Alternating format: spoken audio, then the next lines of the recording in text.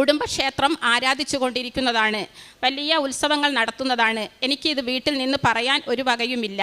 അങ്ങനെ എനിക്ക് അമ്മയുടെ അരികിൽ വരാൻ ആഗ്രഹമുണ്ട്. പക്ഷേ എനിക്ക് സാധിക്കില്ല എന്ന് വിചാരിച്ച് ഞാൻ കറണ്ട് പോകുമ്പോൾ കത്തിക്കാൻ കൊണ്ടുവച്ചിരുന്ന ഒരു മെഴുകുതിരിയുടെ കഷ്ണം എടുത്ത് ഞാൻ വാതിലടച്ച് മുട്ടുമുന്മേൽ നിന്ന് ഞാൻ അമ്മയോട് പ്രാർത്ഥിച്ചു, എൻ്റെ പരിശുദ്ധ അമ്മേ, എനിക്ക് ആ ആൾത്താരയിൽ പോകാനുള്ള ഒരു ഭാഗ്യം എനിക്ക് തരണം, എങ്ങനെയെങ്കിലും എനിക്കത് സാധിപ്പിച്ചു തരണം എന്നും എൻ്റെ സങ്കടങ്ങളെല്ലാം അമ്മയോട് പറയുകയും ചെയ്തു.